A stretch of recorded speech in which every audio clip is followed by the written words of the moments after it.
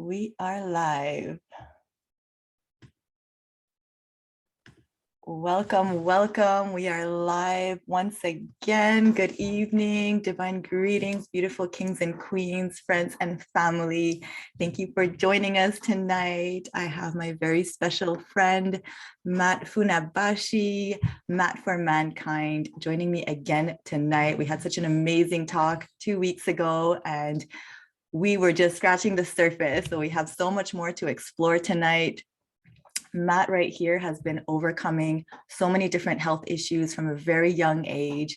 He's been healing himself naturally from issues like arthritis, IBS, eating disorders, high blood pressure, high cholesterol, all kinds of skin issues, heart issues, and he has been healing himself naturally, holistically, with no doctors, no medication, fruits, veggies, juicing, sunlight.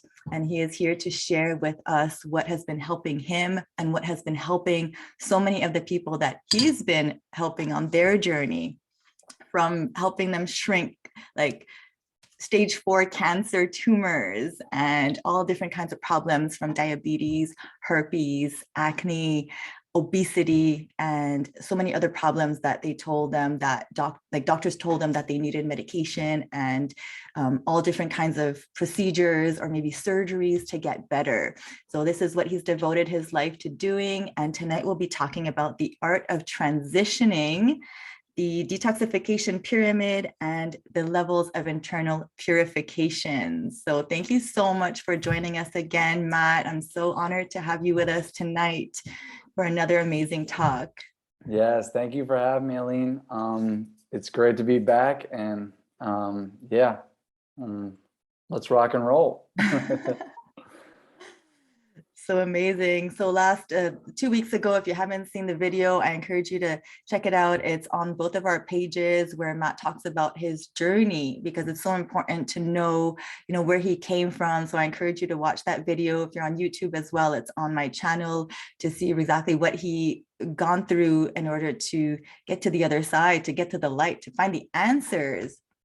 So let's talk a little bit about, what does it mean? What is the art of transitioning? What does it mean to transition? What are we transitioning to, essentially? What is the goal here when it comes to having good health, vitality, and overcoming? How would you say that would be? I'd say that transition is all about, restoring our human organism and reconnecting back to nature and getting back to our natural way of eating and living. So transition isn't just about the food, it's about our entire lifestyle. And like we might have talked about last time, I believe it's all about a holistic approach, and that it's more than just about the food, but you don't change just one thing, you change everything. And in transitioning, we're shifting all of the habits that aren't contributing or conducive to our greatest health or obtaining vibrant, radiant health. And we're switching them, at a certain speed or pace, balanced pace that feels good to us, into, where we become electric, and we have conductivity flowing through the body, and the cells are just, they're clear of all obstructions and toxicity and waste. And it's a process of regeneration, because we're all coming from different levels of degeneration. We're all coming from different pasts and history, whether that be, medically or nutritionally, or the things we've been predisposed to genetically. So we're kind of like trying to undo, restore, and regenerate the entire body on a cellular level. And it's all about doing that at a pace where the body feels at a comfortable rate and speed that feels good. And transition is important because it's about working your way and taking the steps into it instead of just, diving head first into everything, where that we can run into some problems. And that's because we come from such extreme high levels of toxicity. Modern day toxicity is just out of control right now. So coming from that state of degeneration, we need to be careful with, the levels of density that we're consuming. Rather than just jumping from A to Z, we go through the alphabet. And that's so we don't really, because otherwise we can really fall off track and hit the ground hard if we don't find a smooth, steady pace to get from A to Z. And we've seen that a lot of times, throughout, since I started this whole thing. And I've witnessed many people kind of fall off and go in the wrong direction because of improper transition from A to Z. So they ended up landing in the wrong spot, and now they're just completely off course. And it's like, that's where we don't want to end up on that way, on the wrong path. So that's why it's so significant to do proper transitioning and have a balanced way of getting from point A to point Z. Unless, there's certain circumstances where that's not required, as in like there's something that you're dealing with, a condition that's time sensitive, such things as like stage 4 cancer, or what they would call terminal cancer, or, say people where they have organs failing, those type of things are time sensitive, and we don't have necessarily the same amount of time to transition. We kind of just have to get straight to regenerating as quickly as possible because, our life is on the line there. So there's different circumstances, but for a lot of us, we have time to start, taking the proper steps and incorporating the right things and making those little small changes in our daily day-to-day lifestyle that are going to lead us to what we call paradise health, just the ultimate health that we can obtain. So that's just a little summary of what I believe transition to be.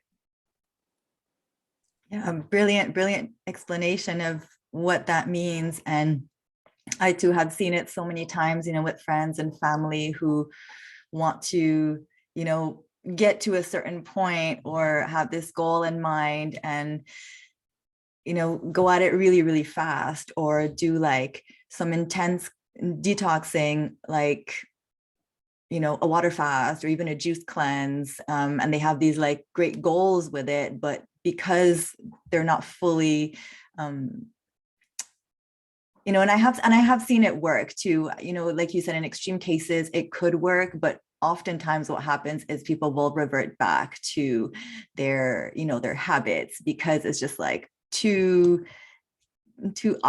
too much for the body to handle. And then what happens is that we just beat ourselves up, it's like, oh, why couldn't I do it? And I know I wanted to do a 40-day juice cleanse and I had to stop at 3 days or at 4 days, or, and it's like, because the body has to really prepare itself for something as intense as that. Oftentimes, that's why even before a juice cleanse, I would say, okay, have like a couple months or a couple weeks of, raw foods or more raw foods to ease into it and ease the detox symptoms, because the detox symptoms are going to be so intense that, it's really hard to go through. But I love this idea, when it comes back to Arnold Ehret as well, the mucusless diet healing system. It's all about the transition. It's all about, they don't even call it raw foods, but they're like, if you're going to have some cooked foods, at least have the mucus lean foods, like the sweet potatoes or the beans or the broccoli or things like that. Have a little bit of rice, and then more of the raw foods. So I really love that, that kind of, philosophy around easing into the raw lifestyle. What would you say are some tricks or tools that somebody can implement from right now? Let's say they've never had, they never even heard about this, when they're coming from a standard American diet with a lot of, meat, starches, dairy, sugar, salt. Like, what would you recommend they take as like their first steps to transitioning?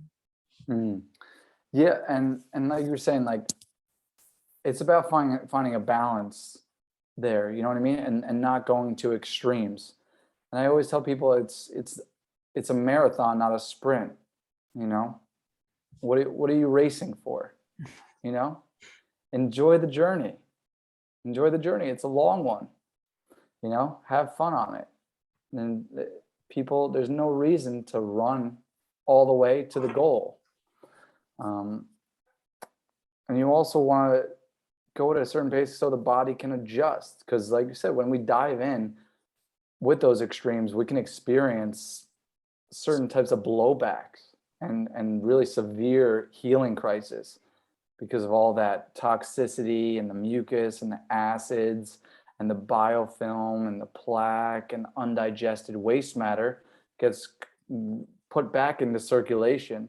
And sometimes if the channels of elimination aren't opened up and ready to start, eliminating, then the toxicity and that waste can get recirculated and reabsorbed all over again. So it's almost like auto intoxication where you're just repoisoning yourself with the same stuff if it's not coming out of the channels of elimination. As far as people that are coming from, a lot of people I work with are coming from a standard American diet.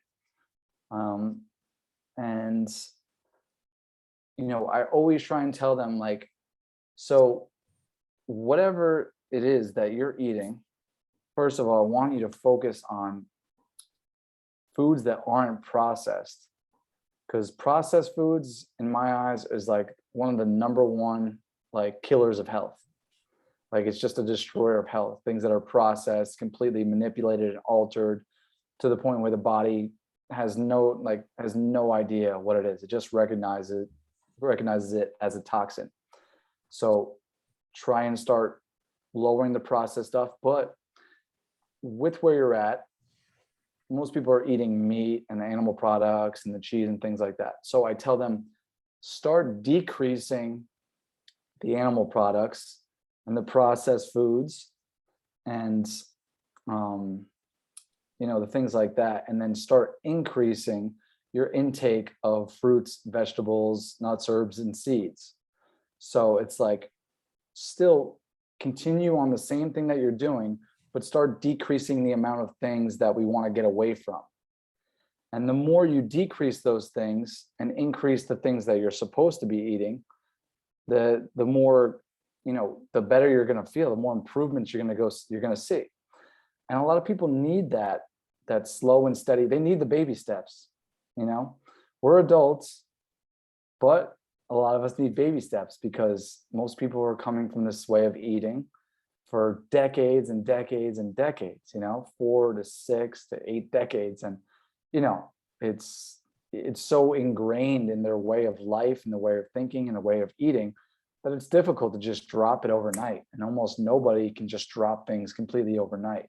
It's a very rare thing that people have the discipline or the ability to just remove all of it, unless in a severe case where they don't really have a choice, like they're hitting a wall and they're like, well, it's life or death. I gotta do what I gotta do.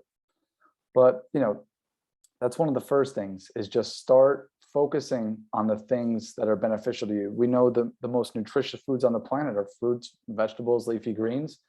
So it's like, just start increasing the amount of those on your plate.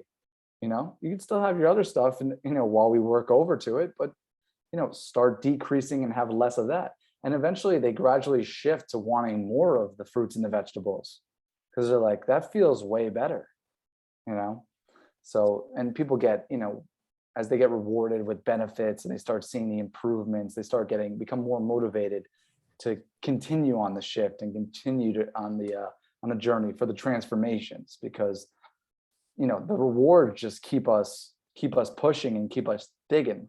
So that's the beautiful part of it. Absolutely. Yes. I love that you said that at some point our body is going to speak for itself, even if, at the beginning, certain things might feel a little uncomfortable, but over time, like just the elimination for me, that's what did it for me is like the first time I had a whole week vegan was at an Art of Living retreat. I don't know if you've heard of Art of Living, but it No. was a meditation retreat, and I went there and I had a ham sandwich on my way there. I had already dabbled, a little bit in the vegetarian thing. But yeah, I ate a ham sandwich on my way there from the gas station, and then I get there Wow. and I started eating, it was chickpeas and rice and, it was like cauliflower, like really yummy cooked Indian food. And I mean, sorry if it's TMI, but my bowels, like that day and the next day were just like impeccable, and I said, oh my gosh, there's something to it. So I started connecting the fact that I was having more regular bowel movements to the food that I was eating. And that was it. Like I just needed that solid experience to know what it could feel like. And then I started increasing more and more. But it took me years, talking about transitioning without even knowing what I was doing. I was in Belize when I transitioned to plant-based, and people were making fun of me. They were like, "You, what are you doing? We eat fish here, we eat chicken." So it was very like kind of countercultural, but I just knew that that's what I was meant to do, because I was having a lot of health issues too, mostly digestive depression and skin issues as well. So yeah, I started like, I didn't know what I was doing. So to anybody who's watching, just like, but all I knew was what I didn't want anymore in my lifestyle, is like, I'm just going to wing it, and I just can't be continuing to eat these foods. So yeah, like I started to have like bigger salads, but I was just like having French fries with it. I'm not saying to do this, but like, but I was still like trying to increase my vegetables, having like smoothies, and over time it did help. And then I went back to eating meat, but I was still having like the big salad. So it was like quite a bit of years until like I finally decided or kind of let go one by one. I was having a lot of pastas, and then I said, okay, let me, stop the pasta, stop the rice, but it took me many years. So what you're saying is so true, that once the body is accustomed to the next stage, then it can go to the next stage, but until we're there, then it might be difficult to let go, but like as we alkalize, then we start to really crave it. And I never thought I would get here today. Like a few years ago, if you told me I would only be eating fruits and vegetables, honestly, I would have probably said like, oh my gosh, what kind of a life is that? It sounds awful. It sounds awful. And people pity me sometimes. They're like, oh my gosh, that's all you eat. Like, no, please, like I can't do that. However, I've never felt better in my life. I've never been so productive in my life. I've never like been in my mission. My body feels great. My mind feels great. So, that speaks volumes to me. So it doesn't matter what people say. But yeah, it took me about like at least 8 years to get here. Yeah, no, that's amazing. And hey, you're preaching to the choir here. My middle name is Bowel Movements. Like I came from a place of like some of the poorest digestion ever. I mean, I was spending hours on the toilet bowl, Yeah. constipated, cramped up, in pain, and I was just like, this is a nightmare. And like to think about that, like, my dad had to get surgery to get like a part of his like intestines like removed, like and sewn back up and stuff like that. I was like, the thing like that's like what was in store for me. Like I'd never want to go through any of that. He had the same poor digestion that was passed on to me, but luckily I found out it was within my control to change that. But I was sold at, once I experienced that type of digestion and the way a bowel movement's supposed to feel, and half of my life now is spending time talking about bowel movements. So it's not too much information for me. Like all I do is talk about elimination and bowel movements. It's great. Once I experienced that, I was like, I'm sold. Like this is like effortless, easy, and instead of being on the toilet for an hour, now I could be in there for, I'm in there for a minute.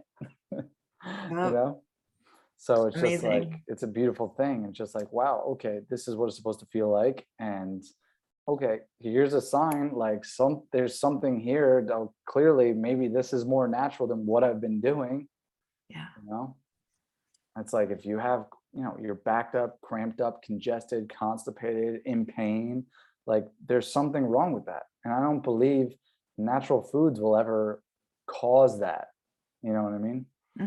That's no animal in nature is constipated unless like, like dogs or cats or, domesticated pets, because most of them get fed unnatural foods.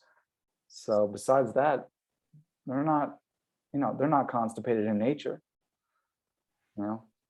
But yeah, that was, coming from IBS to like effortless and, flawless digestion is an amazing experience, an amazing transformation. And those rewards are just more than enough to keep me on board. And if you told me 10 years ago I would only eat fruits and vegetables, I would tell you you're nuts. I was like, no way. Like, get the hell out of here. But here I am, and here we are. Yeah. Well, the root of all disease is, the bowel, like the colon. How many people are struggling from colon cancer, from, breast cancer? Like, it's all basically because we're not eliminating. So like, whether it's the prostate, whether it's the colon, whether it's the brain, whatever, wherever it manifests in the body, even Alzheimer's, I have an uncle who, God rest his soul, he passed of Alzheimer's. And I don't think anybody made the connection between what he was eating and his condition, because it's like, oh no, it's the brain, or oh no, my family has this, or but it's all, once we heal the bowels, once we heal the elimination, like everything else gets better. Everything else gets better. I've also like seen so many people heal themselves from very serious tumors with the help of a juice cleanse or the help of a water fast. Like, these more aggressive kind of therapies have really helped them. And also over time, I've seen some amazing things that doctors told me like I would never heal, that have gone away, fibroids and cysts and things like that. Like, women, men, like, we are plagued with so many toxins in our environment. And when people are like, even I saw it on one of the posts, somebody posted like, oh, we don't need to help the body detoxify. It detoxifies on its own. How many times have I heard this? Oh, like, you don't need to God. help the body, but that's just ignorance. That's just like, we do have to help our body. I believe that we should, go on a solid food vacation at least once a year, if not every season, at least for a few days, or a water fast every so often, to really like give the body a reset, give the body a chance to regenerate and heal itself. Yeah, absolutely. And I always say to that, when people say like, oh, the organs are detoxifying their own, I go, well, how's that working out for everybody? Yeah. And it doesn't look like it's going very well. Right? How's that going for you? Like, how's that working out? If everybody's detoxifying, no problem, then is virtually everybody on medications and sick? Exactly. Why are rates of disease skyrocketing? We need to support the organs. We need support, and we need to get out of their way sometimes. And I love doing seasonal cleanses and fasts and things like that, just to kick off the beginning of the new season. It feels great. But yeah, of course the body cleanses, but the problem is we're always in the way, And if you're continuously putting in the wrong crap, it's not going to get the chance to do it properly. And if you're not eliminating, you're accumulating. And that's just it. It's cause and effect. We have a question coming in from Queen Alva, who I love so much. Thank you for your beautiful question. So she is asking, please share any tips for how you healed arthritis. The pain of late has been so much. Everything hurts. Arthritis. Yeah. So basically, arthritis is pretty simple fix. For the most part, it's just kind of acids that are kind of stuck in between the joints and the tissues. Like you have a buildup of acids that are in there. So it's virtually the same with any condition. You've got to eliminate and remove the acids. there's a good chance that you're probably consuming something that's acidic, some type of food or beverage, or not getting enough movement. But most of the time it's correlated to the food and the liquids that we're putting in. But if you get a chance, if the body gets a chance to eliminate properly and you open up the channels of elimination, then the acids will start to actually, the body will remove them from your joints, and you won't have the pain or inflammation inside, wherever you're experiencing or dealing with the arthritis. So it's about kind of focusing on foods that are alkaline, and eliminating the foods that are acidic, that are creating the problem. But it's really as simple as that. Like I removed the foods that were causing the problem, the root cause. I addressed the root cause of what's causing the arthritis. And I was young to have arthritis, but I was getting like a lot of pain, like all over my wrists and things like that. But once I got rid of the acids in my wrist, the pain was gone. But your body you got to give it a chance.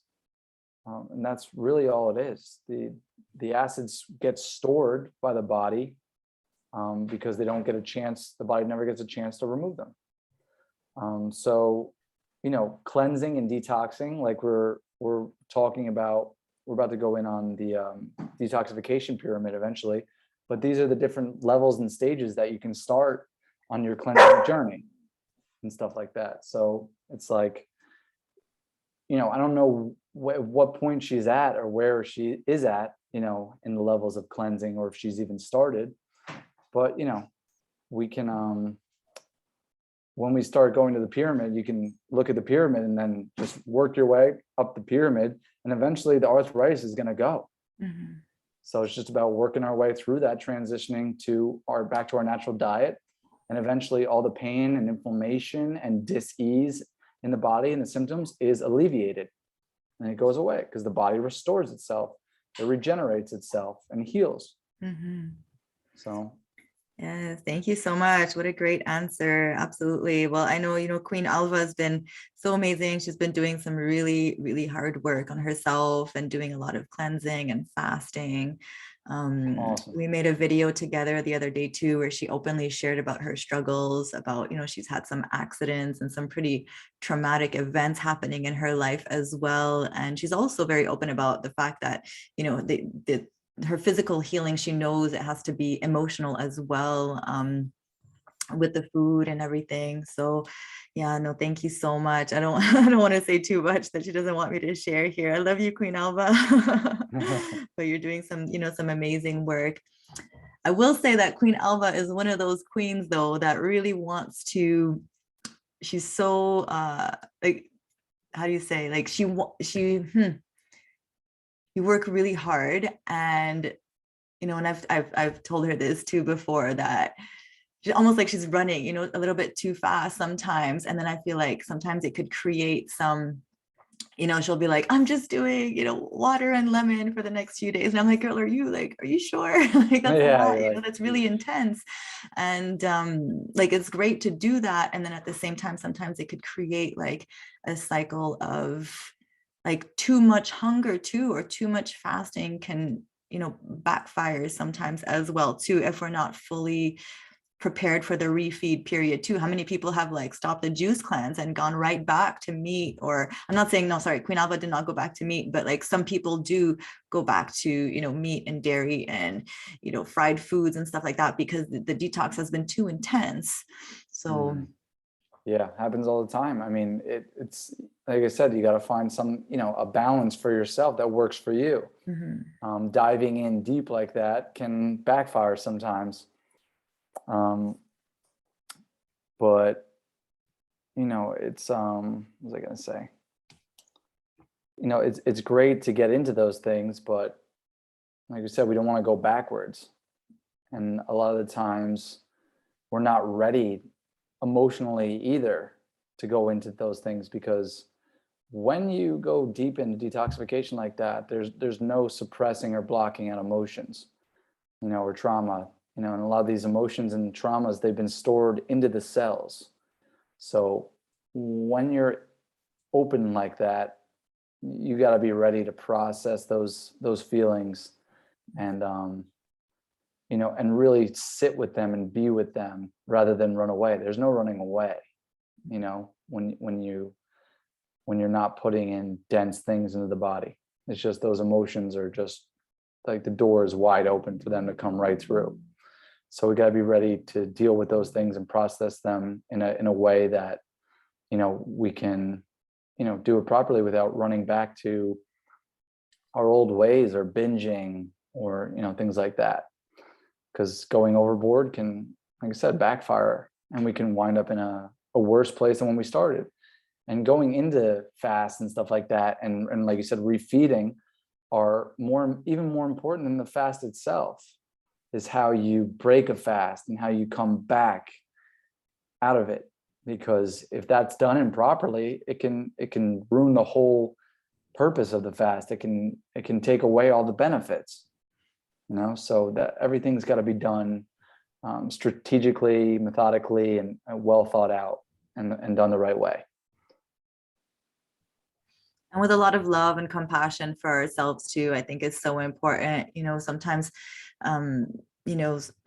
I've definitely been on that journey of wanting to lose weight as well. And coming from a place of almost like aggressiveness with myself, like, oh, I have to lose weight or I have to do this. The true change will come when we truly love and honor ourselves exactly where we're at first. And then I feel the changes will come more naturally than kind of fighting or being like aggressive at the gym, Yeah. I have to do this always coming from that place of love and compassion and understanding, like wherever we're at, and not beating ourselves up to if we do lapse or relapse. I think is important, even whether it's drugs, alcohol, or food. Like if you do kind of revert back to those habits, take yourself with a lot of, kindness and compassion, and it's going to help you to get out of it a lot easier than if you stay in that like self-flagellation kind of mode of like, oh, I'm such an idiot, or I can't believe I did this, or how dare I relapse, how dare I am such a fucking idiot, Yeah. I have definitely like beat myself up a lot. What's the point of that? It's only going to create more cycles of abuse, more cycles of depression, and it might keep you stuck in that relapse longer, as opposed to getting back out and choosing wiser. 100%. I think we've got to do a better job of kind of avoiding the whole shame and guilt trip about when we fall off, or we wind up in a place we don't want to be or didn't want to be, and start being, like I said in the post one time, be gentle and kind to yourself and to your body and to your soul, and understand that everybody falls off sometimes, and everybody, makes mistakes or gets into things that aren't necessarily, conducive to our highest self. But in all of those times that we fall off, there's lessons in that. There's learning experiences that help us go further than we were before. Those are the things that help push us further on the journey. Without those experiences, I don't think we would get to where we want to be. Like I think those are a big part of this whole path, is learning from the failures and from the successes. So it's all just a learning experience, right? All of this life in general. So it's like, don't judge yourself for, or shame yourself for doing that. We're all human. There's no such thing as perfection. It's about practice, not perfection. Throw all your ideas of perfection out the window. It doesn't exist. It doesn't exist. This is a practice, and it's just about improving every day and getting better every day that we can. Yes, absolutely. And using, just like how you have, using your deepest wounds and transforming them, using them as like an opportunity for growth, an opportunity to learn from, and trying as much as possible to step out of that victim mentality of like, why is this happening to me, and changing it to, this is happening for me. This is happening for my purpose, and I really do believe that God, he works in mysterious ways, he kind of brings us to these paths. And, we all have a purpose and a mission.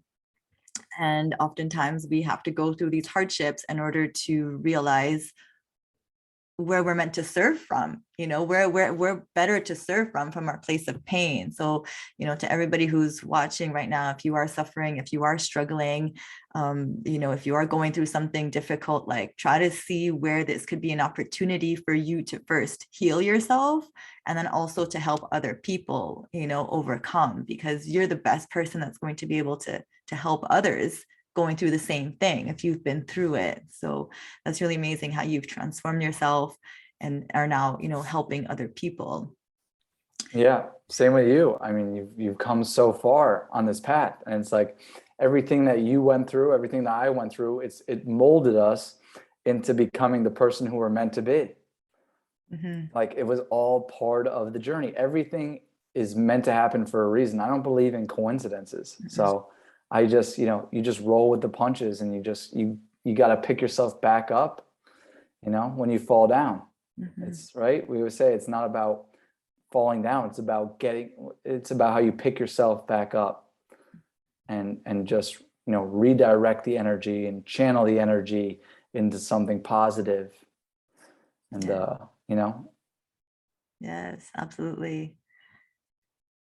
That's amazing. We have so many kings and queens in our group too that are doing just that. And I'm just thinking again of Queen Alva, who is like transforming her pain into service work to others. So it's really beautiful to, to witness her doing that, and also other kings and queens that, have started to tap into their power and also like tap into their God-given gifts of sharing, wherever we are at, even if we're struggling, even just sharing a comment or a question on the chat is quite challenging for some people. They don't want to open up. People don't want to share like, oh, what's going on, or I'm not feeling good. Like, just doing that in itself is so huge.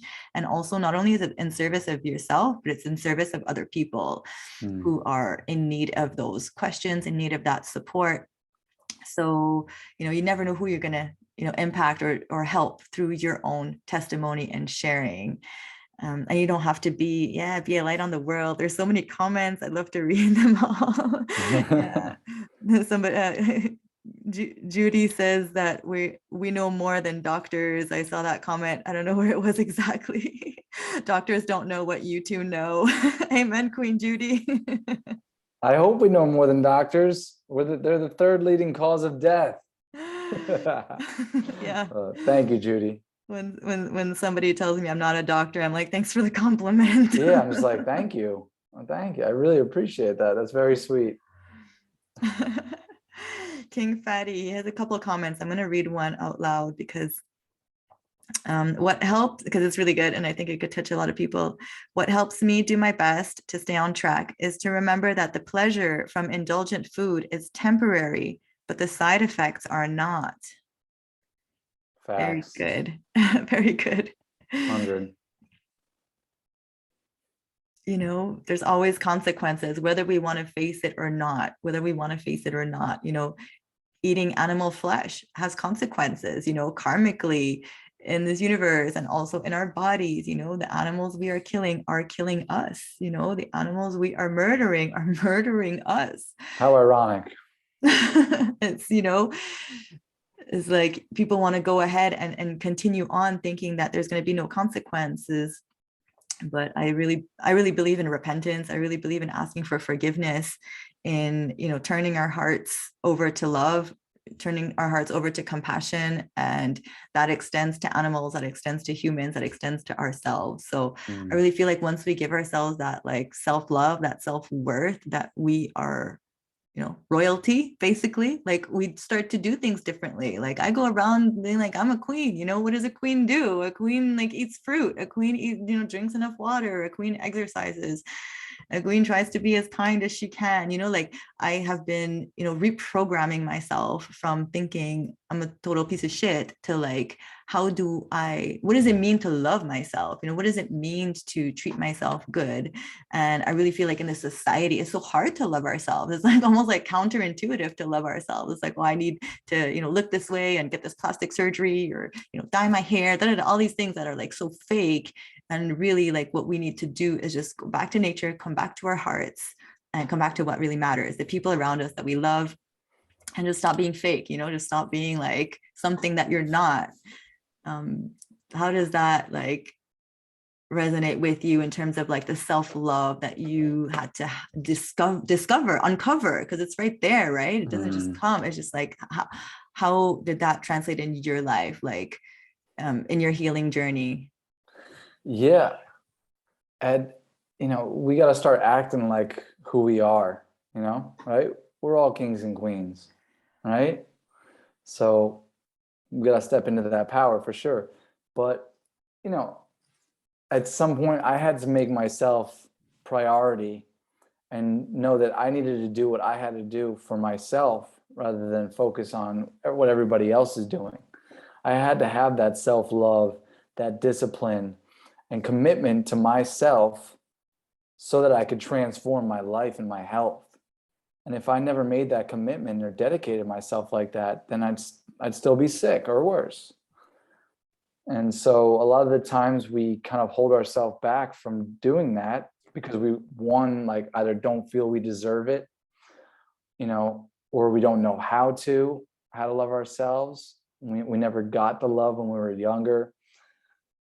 Or there's, there's people who make us feel like we're not worthy, in our environment or in our relationships, like we don't deserve that. But it's like, you deserve everything. You deserve the world.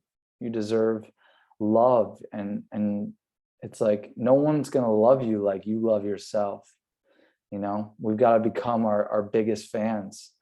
And really, sometimes we have to be selfish. I'm not saying that we have to completely be selfish all the time, but I'm saying we got to, self-care is so important, and prioritizing, what we need for our mental, emotional, physical, spiritual health all around. Because in our world, our modern day world is anti-self-love and anti-self-care. As much as it's said, our world is not conducive to us doing that, because when we do that, we realize our power. And when we realize our power, we can't be controlled. We can't be contained. We just kind of just illuminate our light on the world, and exactly what you do. And I know I could speak for everyone else in the Kings and Queens vegan group, raw vegan group. You're a massive inspiration to all of them, from what you came from and what you do now. You're a leader. So it's like, that's just people stepping into their power and taking on their role, and having that self-love, no matter what trauma we've been through in the past, no matter what we're dealing with, making ourselves a priority so that we can help take care of the rest of the people, because if you're not feeling good, then if you can't take care of yourself, you're not gonna be able to take care of anybody else. So that is really such an important aspect of health and healing, is loving yourself, to know that you're worthy and deserve all of it, and just never settle for anything less than that. Amen. Thank you so much. I appreciate you saying that. And I receive, with love, your comment and your compliment, because I love inspiring people. I really love sharing what's been helping me, and it's like, I felt like it would be selfish if I didn't, like at some point I was like, who am I to shine my light? Who am I to, look good or share my we feel like the world doesn't need our gift, right? We kind of let that take over, the self-limiting beliefs, the self-doubts, the negativity. Yeah. Like, let me just play small here. Let me just do my thing in my corner and not, bother anyone. But no, like, it's time to take some space. No, it's like, let's play big. Let's go big or it's go big or go home. Go home. It's like, you are so needed right now in this world, more than ever before. And it's like, you can't understate how significant it is for you to step into your role and play that part, to be there for other people and inspire like you do. Like, that's just exactly what the world needs now. Like, this is the shift, and people like you are helping guide the whole world into that new world where everybody thrives. So it's like, we can't listen to that voice in our head that's saying, they don't need me. No, it's like, well, what am I really going to do? It's like, no, you're going to do everything, and you're going to change the world, and you're going to help the world heal. Yes. So that's the mission. And it's like, you're needed more than ever. So are you. So are you. You've been inspiring me a lot too with your posts, and one post at a time, one comment at a time. Like, that's how we make the change. And you too have really stepped into your own power and your own position as an influencer, to share this light, to share this knowledge. And like you said, we have to repeat the same thing over and over again. We have to share the different fruits, different, like, from different angles too, so that we do share the message as best as we can. And you're having some amazing traction with your social media influence. You also have, I wanted to mention this, that you have the Electric Human Academy for anybody who's interested in diving deeper with Matt as well. And maybe you could tell us a little bit more about that as we tie in with the detoxification pyramid and what they would learn in your academy, and what does it mean to join this academy, in terms of, like, also we want to talk about, like, the levels of purification. So I know in your, I should try, I want to join your academy, honestly. When we started talking. Everyone's welcome. Yes. Come one, come all. Let's do it. Yeah, Electric Human Academy is basically, it's my one-on-one coaching program. It's 12 weeks, but essentially it's just about becoming electric. We're all electric beings, but a lot of us don't have the amount of conductivity and flow through our bodies like we should have. The output isn't electric. A lot of people's health isn't where it should be.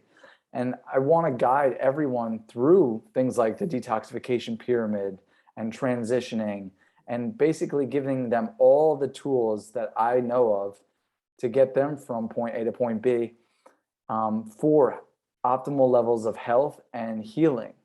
And I try to cover every single aspect of health that works synergistically to create vibrant, radiant health and become electric.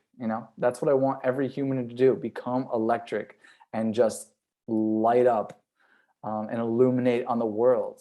And that's what you can tell when someone's like electric, or their kind of their conductivity is low, to where it's like, okay, like there's a whole bunch of obstructions in their body that are keeping the flow and the energy from running through all the cells. So I take pretty much every single client through things like the detoxification pyramid, and I guide them through, and I give them the support, the motivation, the accountability, the inspiration, the friendship, and all the knowledge that I've obtained over a decade. So I just try and pass that on, because knowledge applied is power. Once you learn these things and then apply them to your life, and then access that power, that there's nothing like that. So I want to give everybody those tools so they can accomplish the same thing that I've gotten from taking myself from a place of sick and low energy and in a state of dis-ease and toxic and fatigue, to a place of high energy and high vibration, high frequency. And that's where I want to take our entire species, because we can absolutely help create a brand new world, if everyone kind of gets on that. And I want everybody to find their own place and their own balance, because not everybody has the same goals or wants to land in the same place, and that's okay. But I want to find a place where everyone is happy where they're at, rather than suffering and in pain, because I came from that place where I was like in pain and suffering, and it's like, it sucks. And it's like, no one has to stay in that. And I don't want anyone to be in that or experience that, for that matter, because it's just like, it's like hell. Hmm. So it's like, I want to help people take them from that state all the way to just completely transformed and regenerated and energized. And that's what Electric Human Academy is about. It's about letting your body heal and knowing the body's power, and just giving it, creating the right environment and getting out of its way and letting it do its thing. So that's just what I do in the academy. Just give you the tools, and show you how powerful you really are. So amazing. What a beautiful mission. And you truly are helping to heal the world one electric human at a time. Like, it's so amazing. And you have some free tools as well. If anybody wants to look, yeah, you have recipes for mankind, and you also have a detox protocol that you offer for people who sign up. I'll put the link in the comments as well for anybody who wants to. And it's really, really good, everybody. Like, check out Matt, follow him on Instagram, Matt4Mankind with a 4, and on Facebook. His posts are so, inspirational and educational. I mean, I'm learning every day with him, even things that I thought I knew. I'm like, oh, you have everything from, beginners to very advanced, souls that have been on this path for a very long time. And, this is the vision, right? It's like we have to continue with this vision of seeing this world be healed. If every single person takes responsibility for themselves and starts to heal themselves, get into their mission, get into their joy, get into their bliss, find their purpose, then imagine how amazing this world would be. There wouldn't be violence, there wouldn't be any war, there wouldn't be like anything. And I feel like we're really entering that, the 5D. That's what the 5D is all about. It's like these higher consciousness, these higher vibrations. That's why a lot more people are becoming vegan right now. That's why a lot more people are getting interested in what we have to say. I feel like even from last year, my posts have been like taking a lot more, people are more interested in them than they used to be, last year or 2 years ago, where it was like crickets sometimes. Yeah, been there. But yeah, like you said, the energy of the planet is shifting. And it's like, people who are healthy don't want war. They don't want conflict. They want peace, and they're happy with where they're at, and they don't want to hurt or harm other people, So it's like, it shows the level of toxicity and degeneration we're dealing with here, that people actually want to commit acts of violence and things like that. Let's say you put anyone on like a 90-day juice fast, and they're not, after they're done, you're not going to want to kill anybody after that. We change on a cellular level. We literally are what we eat. And I actually got into a little argument with this man at the gym one time about this, because he was a big meat eater, and I told him, I was like, if you didn't eat so much meat, you wouldn't be so aggressive. And he was like talking to me like a big beef, literally. Like, it was being really beefy, And he was like, oh, he's like, if I just eat flowers and fruit, I'm going to be less aggressive. And I was like, yeah, bro, like, yeah, you will. Yeah, chill 100%. Out, And he was coming at me like he wanted to fight me. And I was just like, whoa, it was very clear to me that he was like on some serious hormones, Yeah. Just going off the animal's adrenaline and hormones and all of that, and the trauma, like just expressing itself through his emotions, especially onto a female too. It's a direct reflection of the internal environment of the body. Yeah, no, absolutely. We really are what we eat. I've definitely seen a big change, like, in myself. I'm not saying I never have outbursts or like I never get angry or things like that, but it's definitely calmed me down a lot. And I still have a lot of work to do, but I was pretty aggressive, if not outwardly, like inwardly. I was very aggressive in my mind. I was had a hot temper more. My family would say I still have a bit of a hot temper, but it's like, I'm healing it, I'm healing myself. It's a journey. And that's why I needed to change. I was like, my relationships are falling apart. I can't keep, good friends. Like, something in me needs to change. So that's how it started. And now I have, better relationships. I can, keep friends longer that are, good friends and solid friends. I know what's good for me too. I know my boundaries more, my intuition is stronger. Like there's just so much benefits that come from this lifestyle that goes beyond just the food. So it's really about like healing ourselves to heal the world. Yeah, 100%. It's like a direct mirror, right? It's like to change the world, you have to change yourself. Yes. And we're undoing generations of trauma. So it's like, yeah, we're going to feel that, and it can get aggressive and it can be overwhelming at times to have all these emotions come up because our ancestors prior to us, they didn't have these tools or this knowledge or know how to truly address and process and heal these emotions and trauma. So it just got passed down generation. So it's like, that's why I always say you got to be gentle with yourself, because you're undoing so many, centuries and centuries of pain and emotions like that. So it's like, yeah, you're going to experience things like that. So don't be too hard on yourself for all that work that you're doing, because it is work. It is work, and we're all doing it. We all have, emotional trauma and suppressed emotions to heal. So it's like, that's powerful, and you got to be brave and courageous to go in and do that work. Like it's not for the weak-hearted, not for the faint of heart, It's definitely not for the faint of heart. And I feel like if everybody here who's, watching us or tuning in, like you've been called too, if you're receiving these downloads, these messages, you're here with us, it's because you've been called to be that person in your lineage, that puts an end to these cycles of abuse, these cycles of unconsciousness, and to bring it to the consciousness, to bring light to it. And I really believe that like all of our ancestors are cheering us on, they're watching us, and they're so grateful that we are, healing what they couldn't heal. They couldn't do it because they were often like in survival mode.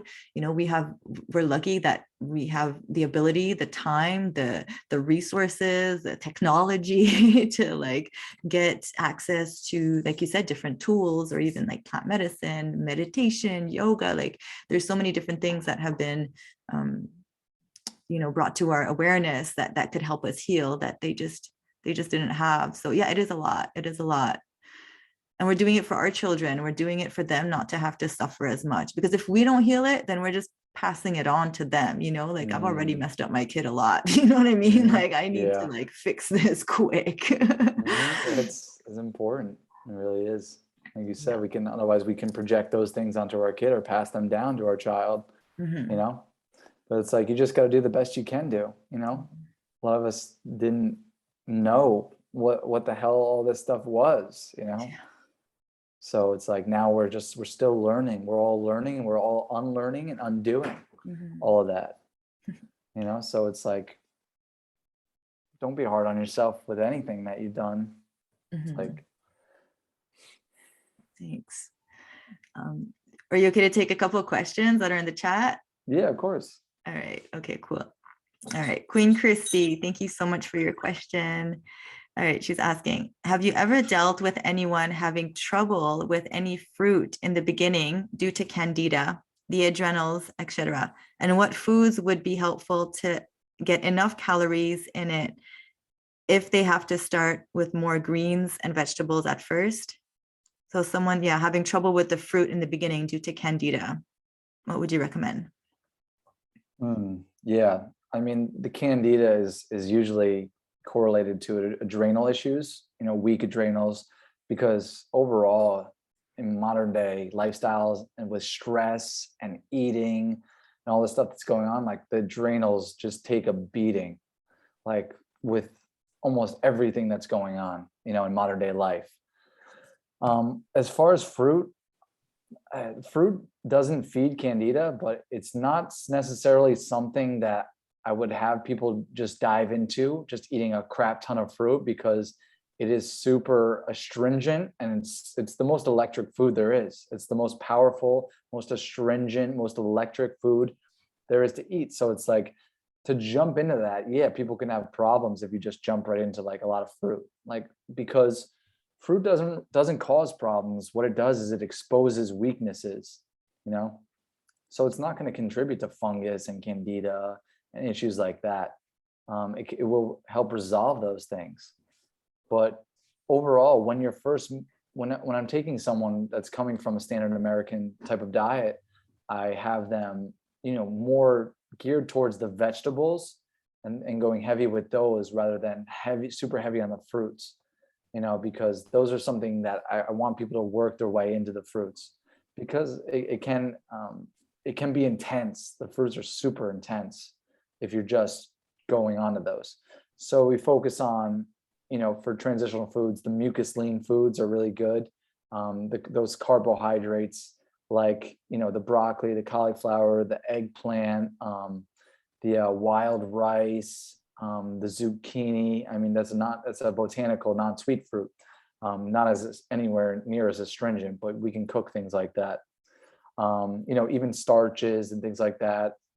The sweet potato is better, obviously, than the regular potatoes, but different types of carbs like that are super helpful to start moving towards a less dense diet, because those carbohydrates and the mucus lean foods have that satiating feeling that people are getting from the animal products and from the meat and things like that.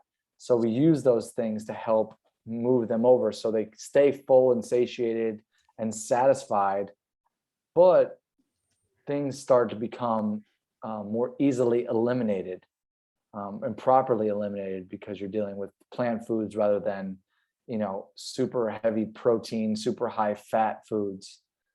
So it's always good to focus on those foods, the mucus lean foods, because they'll give you that feeling of being satiated, but they'll still provide, they won't clog up and congest the system like the animal products will, so I'd focus on things like that, rather than the fruit, and then slowly but surely work your way into the fruits and increase those things, but I usually don't have anyone just jump into like primarily fruit-based type style of eating. But as you get towards that, then that's when the candida will start to clear up, because it's more about creating the proper environment in the body internally, which is an alkaline environment instead of an acidic environment, which those are the types of things that fuel and feed the candida and the fungus, is the acidic foods and the processed foods and the high protein, high fat foods. Those feed it. And the fruit and those other things, they help eliminate that type of stuff. So, that's kind of the approach that I take with clients. Yeah, that makes a lot of sense. Definitely. Would you recommend as well, like lentils? Like, do you recommend like lentil soup, or if they wanted to make, like, let's say, some people, they miss that texture of the meat, would you recommend, what's your opinion about like veggie burgers, lentil burgers, or chickpea burgers, things like that? Yeah, no, I love the for transitional foods, as far as like meat substitutes, because people want that meaty texture. And you can really get that through. Some of my top ones are jackfruit. Marinated jackfruit is a great meat substitute, especially like doing things like pulled pork sandwiches or like tacos or something like that. Jackfruit is fantastic. It's mucus lean. Mushrooms, all sorts of mushrooms, oyster mushrooms, lion's mane, portobello mushrooms are fantastic to add to dishes to get that meaty texture. And then, like you said, the chickpeas and the lentils, all fantastic, like all great foods that are still going to help move things along and help eliminate waste. They're not going to clog and congest the body like the meat does. And the people, they're going to feel that and experience that as they start shifting their diet towards things like that. But yeah, I always have clients that are big on the meat to go towards the mushrooms, jackfruit, the lentils, and the chickpeas, because they're great, like for as far as transitional purposes, and as far as maintenance purposes for most people, they work out great too. Yes. And the protein that we get, I love that. You made me hungry with those mushrooms. Like, Yeah, no, it's so good. the jackfruit. Oh, there's so many different things you can do with all those. It's just like the amount of variety Yes. and flavors and things, like it's just endless. And it's like people like have no idea. Like I was used to eating the same 4 things like every single week, you know what I mean? And it's like once you get into the plant kingdom, it's like it's just endless.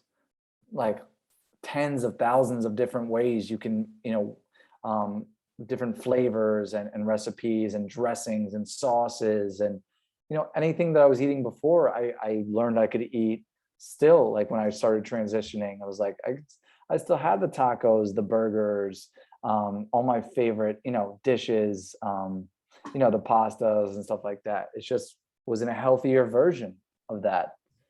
And, that was just reflective in my health as I started transitioning when I first started. It all just started turning around and transforming every level of my health, my mental clarity, my spiritual, my level of spirituality, like everything got taken to another level. Yeah, people think this is restrictive, but it's actually like an expansion. It's a total Exactly. expansion. It's just a shift in perspective. And I really feel like it's important to actually try it, to feel that expansion. We can only talk about it so much, but when somebody actually like experiences it, like you have, and like I have, and so many people have, you just start to see the world in a different way. Like I get excited going to the produce section when it used to be a chore. It used to be like, oh, I have to eat that apple a day, or I have to eat that, cucumber. But now it's like I get to, and like the rest of the store doesn't even exist to me anymore. Like literally, I'm just like, that's not even food. That's not food. That's not food. 100%. That's exactly what happened. And you start to see the things that you used to eat no longer as food items. Like they're not food anymore. No. So you're just like, I'm not restricting anything. I'm just not eating things that aren't actually meant for me, or natural for our biological, physiological, anatomical design. Now I'm just realigning myself with my nature, my true nature. Exactly. And the closer we get, man, the deeper it goes. Yeah. There's levels to this shit. There's different layers. Like straight up. Oh my gosh, there's so many comments. Everybody, thank you so much for taking your time and commenting. I'm gonna read one from my good friend, Dr. King Cornelio, who I love so much. And we did a couple interviews together as well. We did a live demo. He's spreading love and health as well in Belize and all throughout the world. And he comments, he says, love our neighbors as we love ourselves. It must start with us. We must make ourselves priority. It's actually difficult to love another until we learn to love and appreciate oneself. Absolutely. And then Queen Danielle chimes in, we need to fill up our cup so it can overflow to others. I love you so much, Queen Danielle. Thank you so much for all your comments. 100%. Yeah. And they're loving our energy. Oh my goodness. They are saying, thank you so much. This is really powerful. This is just us saying yes, this is just, King Matt and I having a conversation, and we have so many kings and queens like joining us today from all over the world. And you can do this too. Anybody can do this. Anybody could just write a message and be like, hey, you're really interesting. Do you want to have a call with me? Do you want to do a live with me? Like, I'm here, Matt's here, like, reach out to us. We're in full service. That's what happens when we're just like open heart, open mind, and things start to come our way. I used to think that I had to go and seek things outside of myself. And that's kind of the society's kind of thing. It's like, oh, you have to go get a job, go do this, go do that, like almost like too much. I'm not saying we don't have to go for things, but I'm more of the belief now, and like being in the resonance of things. Like I'm more about aligning myself, and then things kind of come to me now. And I'm not saying like I don't know what I'm trying to say.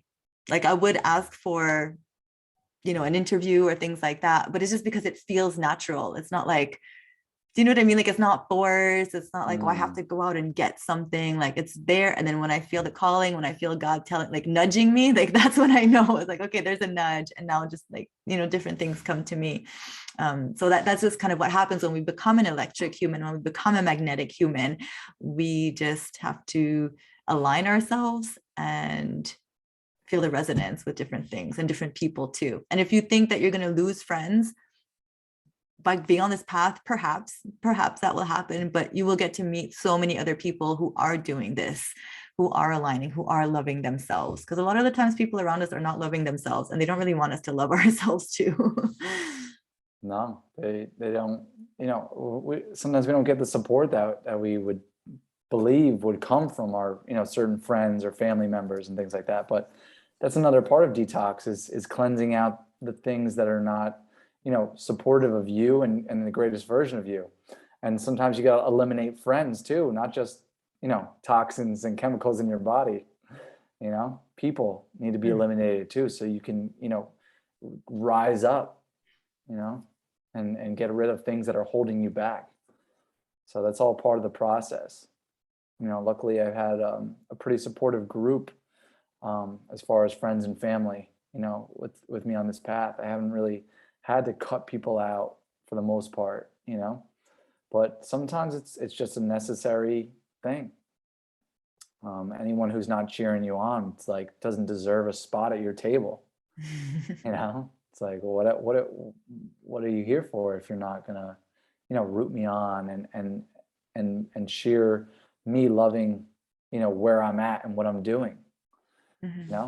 That's what true friends and true family do, whether they're blood or not. Yes, absolutely. No, it's so true. And it's like they say, you could go on so many retreats and do so many juice cleanses and detox and all that, but if you're like stuck in a toxic partnership or toxic relationships, like that creates acidity in the body too. That creates a lot of acidity in the mind, in the cells. Like some of the healthiest people still have symptoms of being very ill. And I believe it's emotional as well. Like there's only so much, like we could take the food could take us so far, but we do have to do the emotional part of the healing as well. Forgiving and letting go, shedding those layers of emotions as well. So it really goes hand in hand, like the emotional and the food and the exercise. And that's what I love about what you teach, is that it's like not just one thing, it's like holistic. We have to get the sunlight, we have to get the clean water in, we have to, the friendships, the grounding, all of that is so important. What we consume in terms of like music, movies, all of that affects us. We're sensitive beings, we're hypersensitive beings, and the cleaner we get, actually the more sensitive we are. Like I'm super sensitive to sound, to like different energies. Like I'm super sensitive, and that's a good thing. And in my whole life I was told, I don't know if this is the case with you too, but I know a lot of people that are very sensitive, and they were told like it was a bad thing, like, oh, you're just so sensitive, like stop crying, but it's actually a superpower to be sensitive. So, don't be scared of being sensitive. Don't be scared of feeling those emotions or of crying, like you were talking about the detox, the emotional detox that comes up. That's why a lot of people come off of these cleanses or this journey, because the emotions start coming up and they get scared. Like, I don't want to cry. I don't want to feel so much. And I've said this too. And that's part of the reasons, like, I was doing drugs and alcohol because I didn't want to feel so much. But it's like, I'm telling you guys, like, feeling is a good thing. And yes, we get hurt, and also we get to love that much more, and we get to experience life. Like, we can't just numb the pain. If we're numbing the pain with something, we're also numbing the joy, to a certain extent. We're also numbing like our actual childlike joy and intrinsic like feeling of being alive. That, being alive comes with everything, the pain, the joy, everything. So yeah, I feel like that's what we've been taught, our whole life is to kind of like, get over it, just kind of just move on, rather than really process and feel those things fully, so we suppress them, and like I said, they get stored in the cells, and they can manifest as dis-ease in the body, just emotions alone, So it's like we really need to try and be conscious. But yeah, it's like what would be the word? Empath is the way we kind of like feel everything. Like I feel like I'm like we're all connected to everything. I feel like I can feel everything the world's going through. You know, you kind of feel everything around you. Like you said, it's a superpower, but we have to learn how to protect that energy, you know, and really be mindful of what we're exposed to in that sense, because it can be overwhelming to experience all this feeling, because it's so powerful the way that we experience that. You know, and it's like that, like, you know, certain things can be going on in the world and you could just cry from it because you feel it, like, because like you are experiencing it personally. I think that's just because we're connected like that, and I feel like we are, you know, like you said, I think we are empaths, a lot of us, and we feel so deeply on that, you know, and we can't not feel that, you know, like there's no way around it. It's just who we kind of are.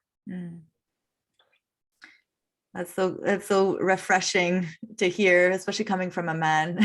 You know, I think men have been perhaps even more conditioned than women to suppress, you know, your emotions and to be all tough and all this, like, you know, this kind of programmings that a lot of men have gone through. So I think it's really great for all the men watching to hear you saying this. It's really powerful. I mean, women too, we've been, you know, repressed in a lot of ways.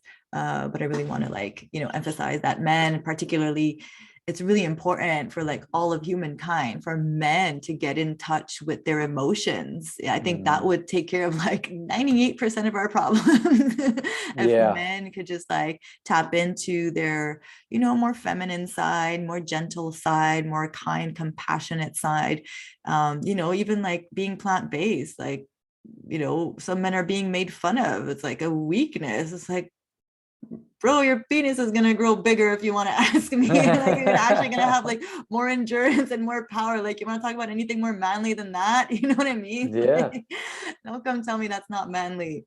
So there's a lot of like misconceptions in this world of like what it is to be manly, you know, to like hold up your emotions and but then like go beat your wife because you're jealous, or, you know, go numb it with alcohol. Like, I've seen it. I've dated these men, you know, like that were just really not in contact with their true emotions, where I feel like they couldn't even be emotional towards me or like ask me how I was feeling, or like they couldn't even deal with me crying. So then I repressed. So it's just like, it's just a big disaster when a man isn't in touch with their emotions. So what would you have to say to like men in general to encourage them to not be so scared? I would say stop giving a shit about what other people think, you know, first and foremost. I'm not scared to cry, like, at all. I'm not scared to express emotions, and I don't have to portray myself as some tough guy, you know, all the time. And I think we have such an imbalance of the masculine and the feminine energy, especially in men, you know, trying to put on this front and this illusion of that I'm just like, I'm so super manly that I can't feel any emotions and I'm just gotta be badass at all times. It's like, you know, we're made up of both energies. So it's like you need to experience both of those and express those. Otherwise, you're gonna run into, you know, a, a place where, you know, you're causing harm to yourself and other people, you know, because it's being suppressed, so it's coming out in a different way. Like you said, now you have the anger and you have the frustration and you have the you know, all of this coming out, you know, because there's a imbalance of the energy. But, you know, as far as like you said, the men getting made fun of eating plant-based, I don't think there's anything, you know, there's few things as courageous as saying like, I don't want to harm any other being on this planet.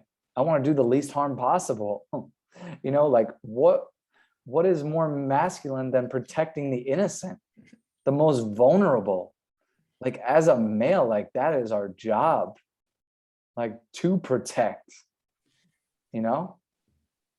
So it's like, I don't know, that's what I see as responsibility here on this planet. I don't want to cause harm to any living thing, or, you know, especially the ones that need to be protected. I feel like that is my duty as a man, is to stand up for that and to protect what cannot protect or defend itself, you know, and you know, that goes back to even my own childhood trauma, to where, you know, I got bullied when I was really young.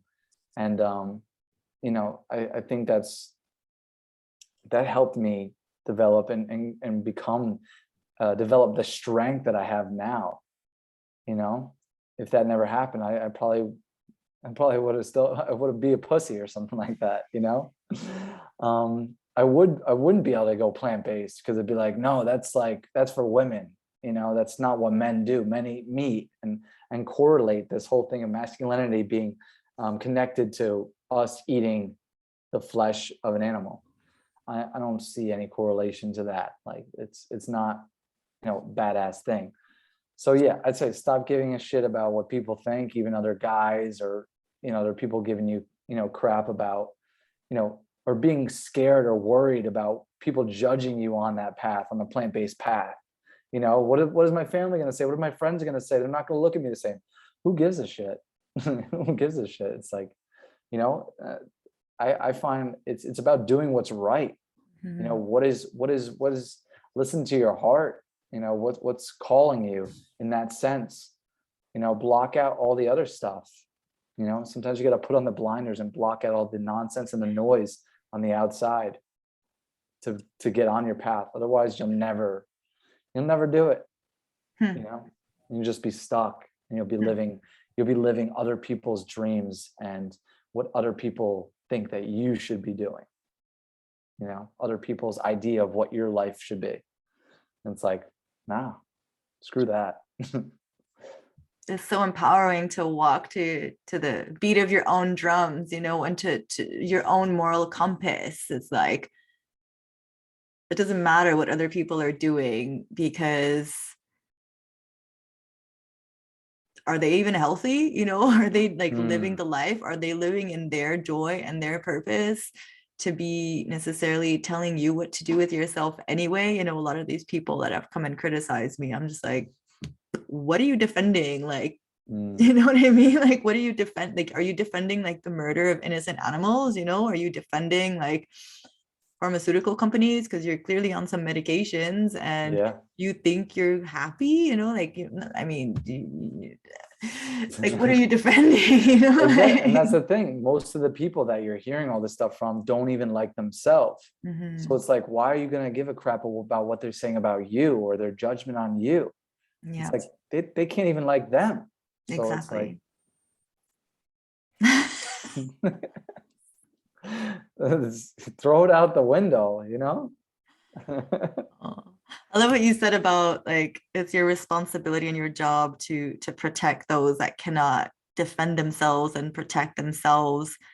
I just think it's so natural to be that way and to feel that way. Like, once we have this awakening of what is going on in this world, and we make the connection, because they've done a good job at disconnecting us too, you know, you like, it's not a cow burger for a reason, you know, it's not a you know, pig steak for a reason, because they want us to be disconnected from what it is that we're consuming.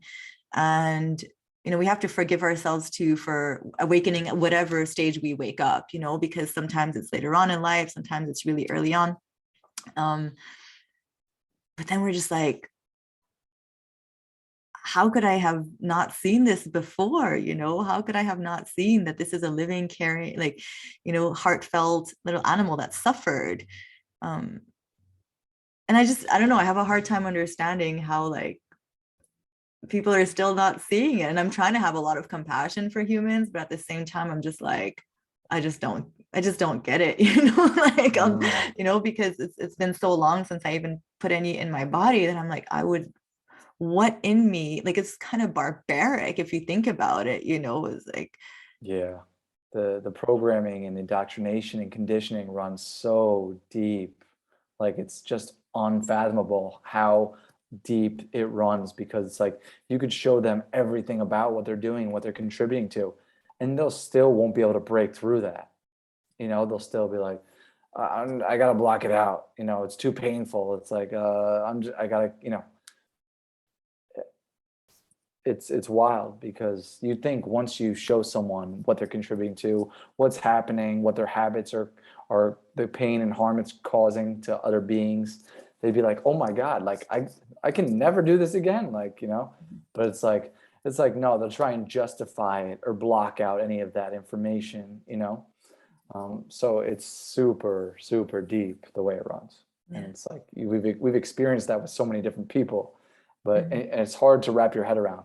It's just like, but it's like, I guess we were all there at a certain point, but it's like we still, luckily we've been given the gift of awakening, not staying asleep.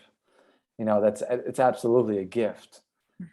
As much as it'd be easy to just forget anything's wrong on this planet and just go back to just being completely mindless and doing whatever the hell we want. This is like the ultimate gift.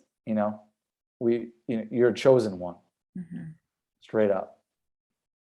So, but we just gotta love others for where they're at, as difficult as it may be. Yes. And try not to be judgmental, but support. I try and be the example for them. Like eventually they're gonna see your light, they're gonna see my light, and they're gonna be like, okay, how do you do that? I see it, and now I wanna embody that.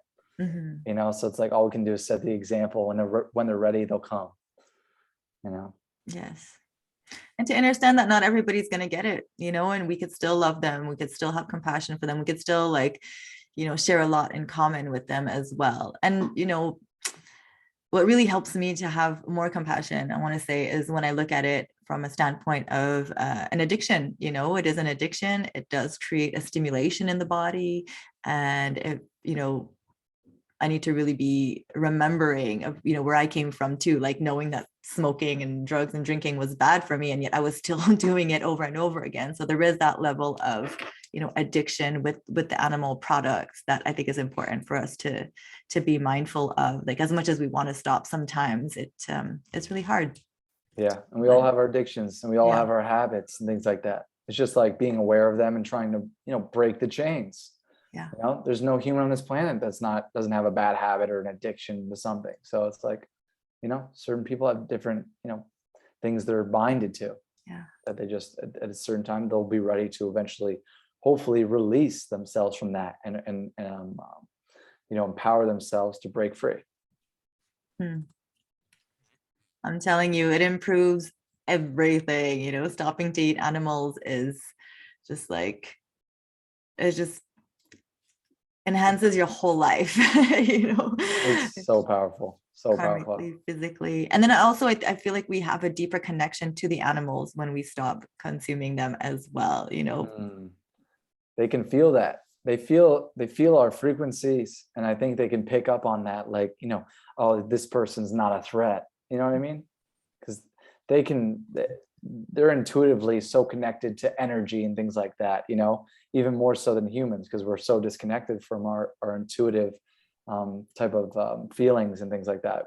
But they're like, that's what they have. Like, that's their main thing, so I feel like they can sense that, a lot of that, the pets, even wild animals, you'd probably even create a connection with a lot of them just from showing like, I'm not a threat to you. It's like, I come in peace, like, we can be friends, like, we're cool. Definitely. Queen Alva said something really interesting too. She says, if we're disconnected from myself and I can't see we're one human family, then I definitely can't see myself as connected to an animal, the earth, etc. And Queen Judy says, love it, Matt. Don't give a shit what others think.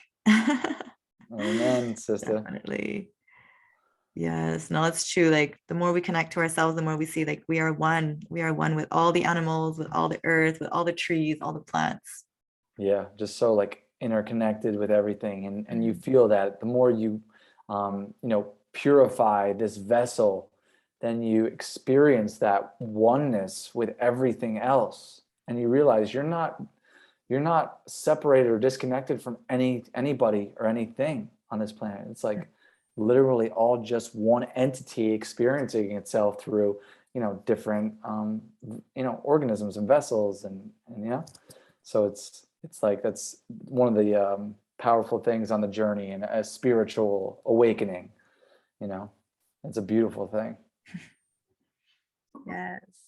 So true. I was watching this video from Ralph Stamart too the other day, and he was saying something similar to what you're saying, that, the war isn't out there, the war is in here, and we all have to heal the internal war that's going on, whatever's going on in the world. There's war everywhere going on, but like really taking personal responsibility over the turmoil that's going on inside of ourselves is going to change the collective consciousness that's going on out there.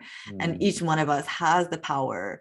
Each one of us has, the ability to make huge changes in our world just by like what we purchase with our money. Every day we have the power to make a change in like the supply and demand chain, for example. People are like, oh, what happens if I don't buy eggs, what's going to make a difference? Well, if you don't, and then somebody else doesn't, and somebody else doesn't, that creates a chain reaction. Like, look at all just for example, the plant-based milks that are in the stores now. I mean, 5 years ago, you didn't see that many, almond milk and cashew milk and soy milk and all that.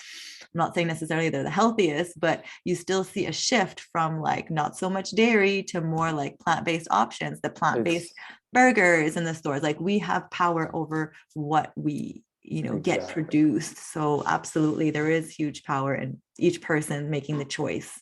It's everywhere now, and the consumer decides. And now you're seeing whole sections taken out of grocery stores for plant-based. Like, what? Like, that didn't, like you said, didn't exist years ago. No. And now it's literally taking up half the store with plant-based options. Like, it's an amazing thing, So it's like we all have the power with our lifestyle and our diet and our money and where we choose to give our energy. Money is just energy. Where are you going to put it? Where do you want it? What kind of world do you want to create? Yeah. I want to grow my own food. That's what I want to create. Yeah. I think ultimately that's the ideal. If all of us can, either go, create a community garden or go back to the earth, because that's the ultimate, to have your own hands in the dirt and know where your soil, what it went through and what's in it. That's like a whole other. Straight off the tree. Straight off the tree. There's nothing like that. That's paradise on earth. That's get back to the Garden of Eden right there. Exactly. And I think that's where we're headed. I think that's like end goal. It's like just to be the most connected to, Mother Nature and all that. And it's like that's where it's at. And I think those are our origins. And it's like we're just kind of finding our way back to that, but in another, more advanced type of way. It's so interesting. When I was 17, going back to our origins, it reminds me of we had to take a test in school. We were entering here in Quebec. We have what we call CEGEP. It's like 2 years before university. We end high school like at 17, but then we have 2 years of CEGEP. So we were all like figuring out where we wanted to go to CEGEP. And we had these like personality tests that we had to do. So I did the personality test and I answered it perfectly. And I wanted to go into arts or something very, creative, but I didn't really know. I was 16 or something. So I took the test and the answer at the end of it was farmer. And I was so mad. I was like, farmer? I was like, I was nothing. I was like what does that even mean? I was like, I'm not gonna be a farmer. Like, no. It's like no chance in hell. And like 20 years later, that came back to me as a memory, like very recently when I started juicing, actually, like a year and a half ago, I started really feeling the like urge to go grow my own food. I was like, I remember walking from the grocery store with like bags full of like oranges and apples and just like heavy. And I was like, this is not a way to be. Like, I need to grow my own food. This is craziness. And then it came back to me that like I'm a farmer and I need to like go farm. You're like, that is my calling. I gotta put my hands in this dirt. Like, it just feels right. I've had a little bit of experience, but not much. I guess I wasn't ready. My ego was so strong to like fight it. I know there's something more that's important and I got to work on this and I got to work on that. But now I'm just like, this is all that matters. And yeah, when I went to Austin, I had the chance to work in a garden. I was living in a buzz and there was like a garden there. So the old man taught me some stuff too. It's pretty cool.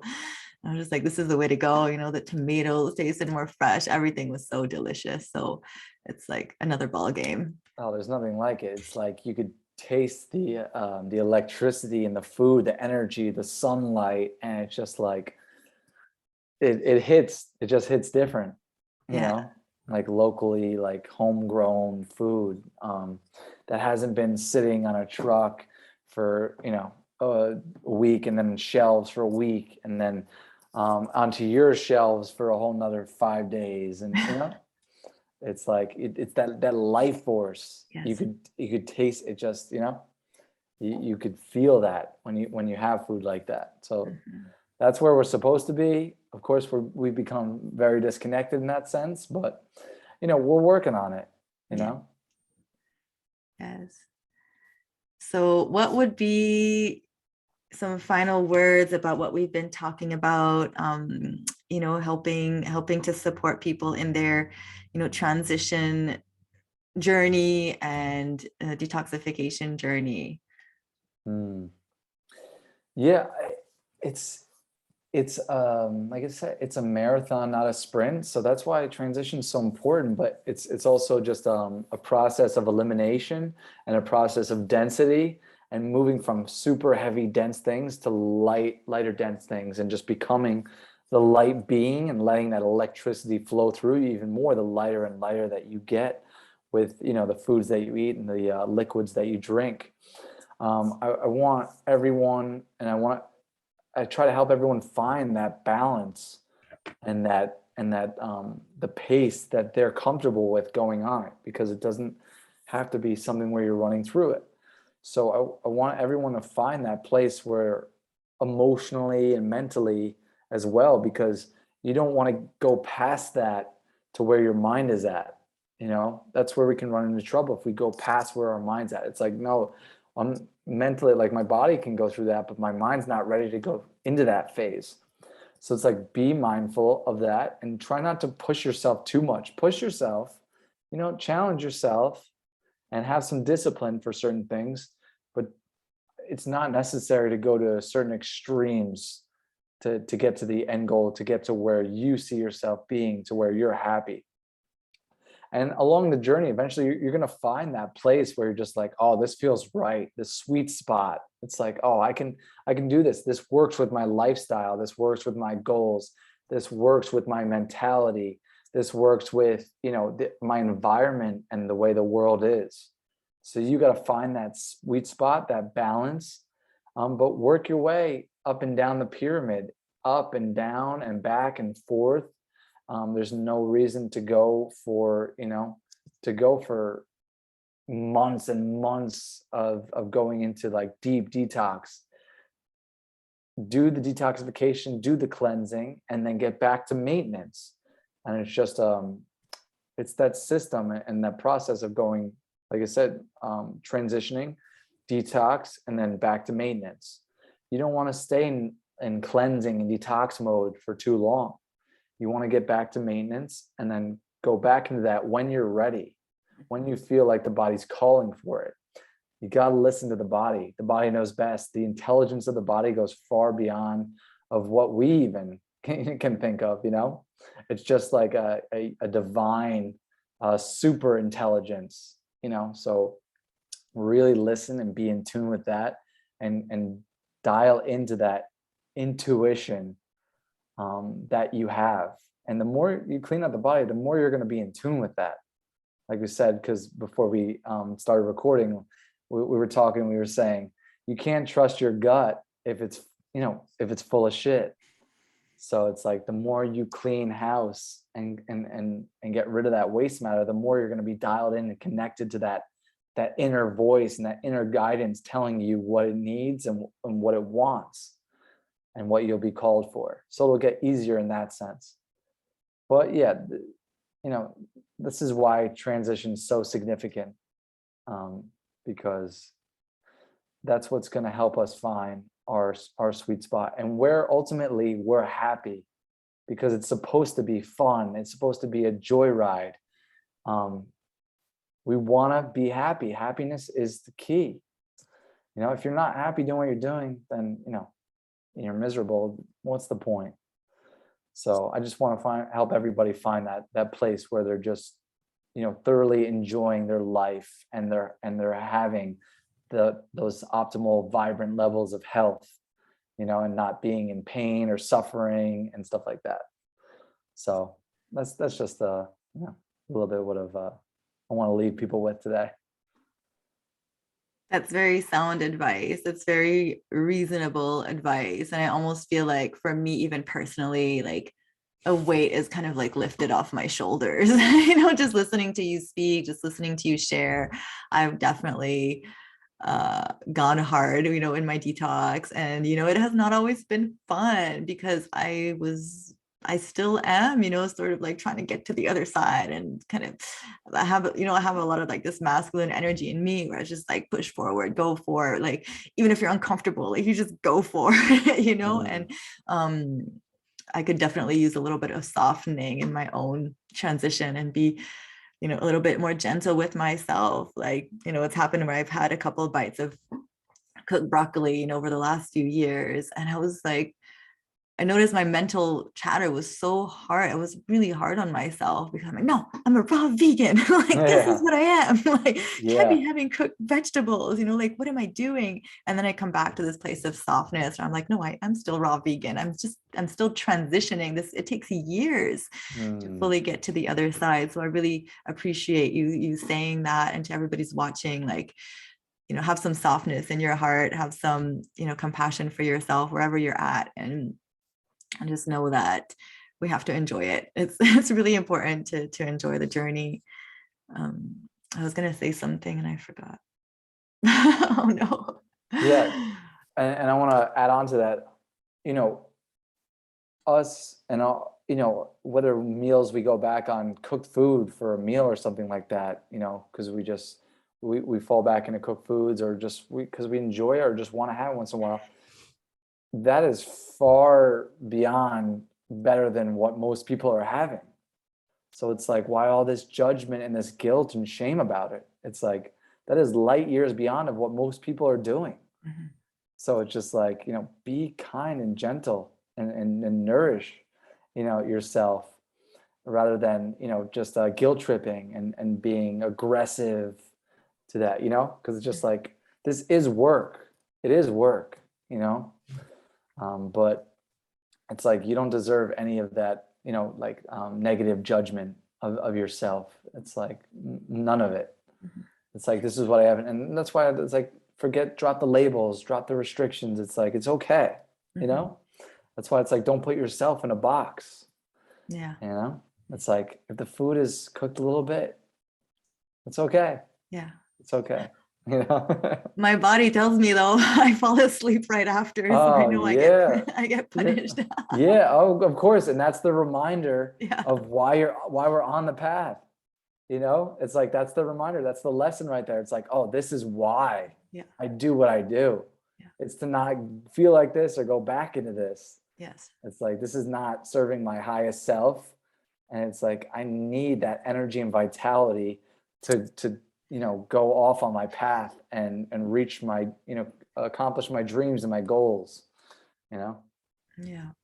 Carry out the mission. We need that vitality and that energy, that electricity. Yes.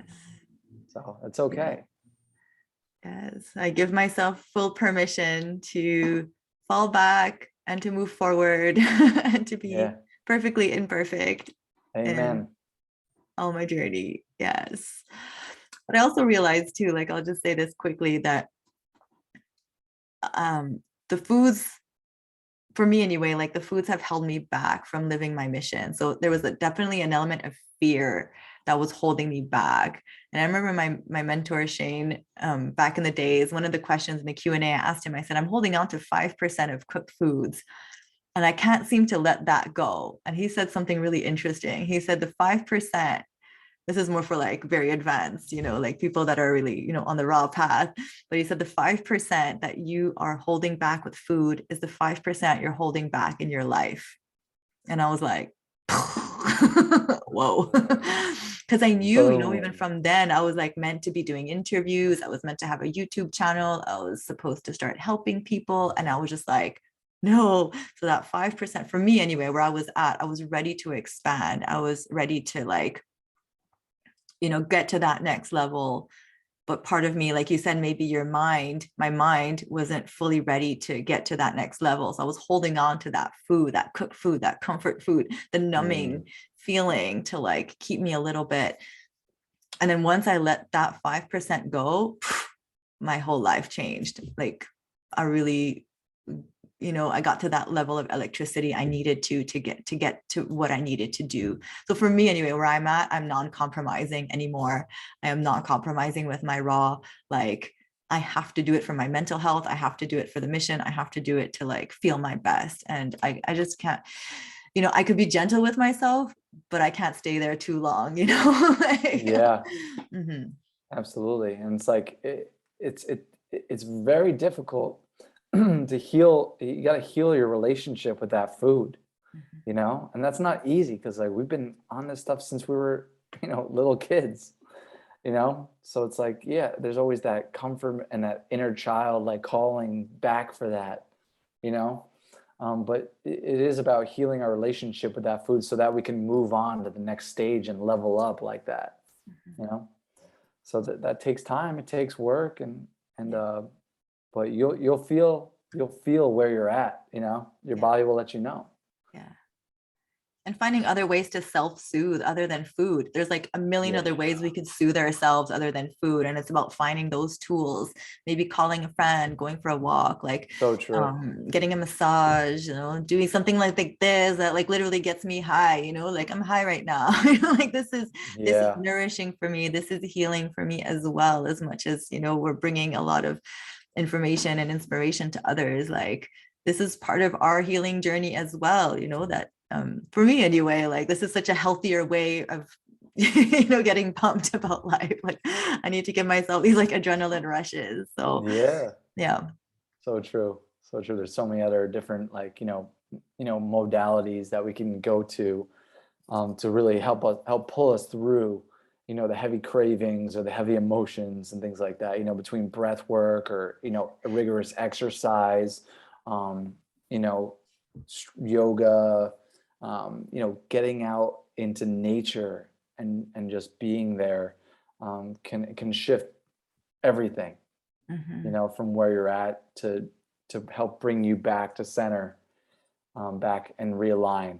So it's like we have so many different tools and things like that to really help ground ourselves and to push through those different bumps in the road. Absolutely. Before we come off, somebody's asking, speaking of tools, your breathwork technique, do you have any particular breathwork technique that you would recommend? Yeah, so in the electric breath work, essentially the whole ideology, it's based off of like ancient yogic breathwork practices. I try to focus on, I combined a few of them together to create what I call electric breathwork. And essentially the focus is long, slow, deep breathing is where it's at. And that's for, to activate the parasympathetic nervous system, which is, our rest, digest, and heal nervous system. Also to eliminate toxins and stimulate the lymphatic movement. I mean, that's really what breath work does. Because I posted up post the other day, 70% of toxins are eliminated through the breath, through our exhale. All like waste, like toxins are coming out right now as I'm talking and breathing. So essentially, I said in the post that the magic is at 1 to 2 breaths per minute. Like that is where I try and get my clients to for deep breath work. And that takes practice. And that's why breath work is a practice. But doing one breath and getting down to 1 breath per minute is just where you're in the present moment and you realize that's all that exists. It takes us back into the now. There's no past, there's no future. There's only now. And that's what the 1 to 2 breaths per minute does. And we access that 1 to 2 breaths per minute through breath retention and breath holds, to where we can get down to that. And we work our way into that. And eventually, that takes us into that state of stillness and peacefulness and bliss. So that's what electric breathwork is. And we also utilize, it's diaphragmatic breath work. So we utilize the abdomen, the stomach is where we always breathe in through. And it's about nasal breathing too, always through the nose. And eventually we get to a point where we're always breathing, inhaling and exhaling through the nose. Because that's with, improved production of nitric oxide. And it is the natural way of our breath is through the nose. Mouth breathing can lead to all different sorts of problems in the body, all different sorts of ailments and disease. So that's another one of the focuses. And besides the 1 to 2 breaths per minute, we also activate the breath through expanding the abdomen, and then the center of the chest, and then the upper chest when we breathe in and inhale. And then we send all of that air back down to the abdomen to oxygenate the entire body, oxygenate and alkalize. So that's some of the methods that I teach, but it is work to get to that state. It's you don't just start the first time and all of a sudden you're breathing 1 to 2 breaths per minute. So essentially that's what electric breathwork is. And that's what I teach in the program. Amazing. Thank you so much for sharing that. Just a quick technical question, do you hold it at the top of the breath, or is it the actual breath that takes like 30 seconds to come up and then 30 seconds to come down, or would you hold it at the top and at the bottom? Yeah, so it's around 10 to 15 seconds per part of it. So we do 10 to 15 second inhale, 10 to 15 second breath retention at the top of the inhale. And then we do 10 to 15 second exhale, and then another retain the breath for another 10 to 15 seconds. Okay. And then also incorporating different locks where we lock different muscles of the body to pressurize the air inside the body and really oxygenate the entire body, and it sends it throughout. And that's really how you get into this feeling of bliss, and it can completely turn around the way you're feeling, and help you release any type of trauma or emotions that are suppressed. It's a great way to do trauma work and shadow work, stuff like that. Breathwork is so powerful. Queen Alva is asking if you have a video. Not online right now. I do give clients videos and stuff like that, Okay. for guides in the program, but Right. I don't have anything out right now on like YouTube or Instagram yet. Okay. But eventually, yeah. We got to join the academy, everybody. Let's go. Yeah. Let's do this. Become electric, guys. I'm here whenever you're ready.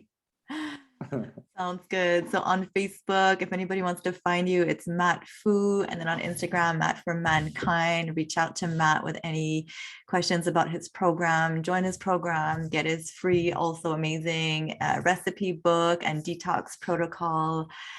Follow his posts. He's so amazing. And this has really been super enlightening. I'm going to go back and watch it again because I want to take some notes.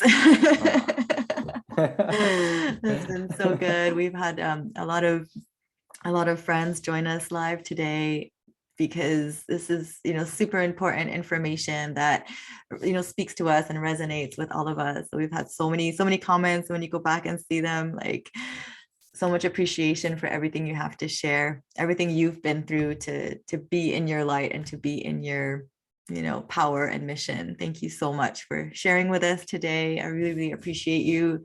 And you just like have a wonderful way of teaching, that makes us feel loved, held and understood, and that we can also do anything, like just you're the perfect coach. You're an amazing coach. And I really encourage Oh, everybody to reach out to you if you're looking for support. well, thank you so much. Like that really means a lot, and that's all I hope to do is just hope to inspire people, like, to become the greatest version of themselves. So I'm glad I could do that. But, and honestly it's an honor and a pleasure to be on this with you and to have these conversations with you and, to be with your community that you have, because it's a beautiful thing. So I'm really grateful for all of it. And, and for who you are and for you showing up like that. It's just like, so it's like, thank you for all that you do once again. I try to be the best coach possible, but, I just try my best. But it's like, we all have that gift and you're bringing exactly that to the world. So it's like, it's an amazing thing and a powerful thing to experience. And I'm grateful to be a part of that. Thank you. I'm so happy to be rising with you. What's Yes, happening? yes. We're feeding off each other's energies. We're, encouraging each other and supporting each other and hopefully inspiring others to do the same. And, what makes a good coach is love and also humility, a humility, love, and a desire to serve. That's what it takes. And to anybody out there who is, wondering if they have to have a degree or a doctorate's degree or even be like a naturopathic doctor or, like, I really truly believe that once we go through the experience ourselves, then we become an authority in the matter. Like we become a professional in the matter, and we are able to guide other people. So I know a lot of my friends and family that are gifted with these qualities, and I see them being able to help others, but maybe they don't have the confidence, or they're like, oh, how am I going to do this? But really what we truly need, the best quality. And I mean, I've known some people who had all of these like super high advanced, like, degrees, but they were like terrible. They were terrible at helping people because they were very, egotistical, or they were in it for the wrong reasons and all of that. So Yeah, nothing can take away, the self experience that we have, that we've given ourselves, that we've put ourselves through,